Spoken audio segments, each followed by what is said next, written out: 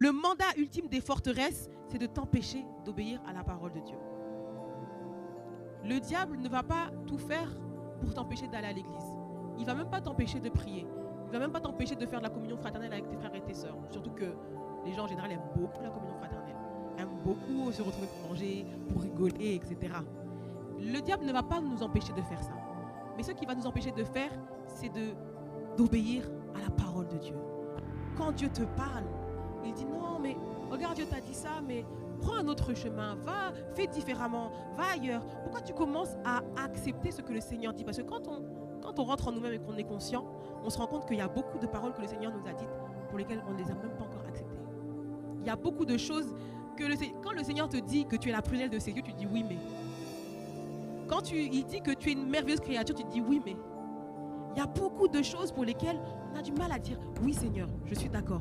On a beaucoup de mal à dire ok Seigneur, tu m'as demandé de faire ça, je vais y aller, je vais le faire. L'ennemi combat notre obéissance pour le Seigneur.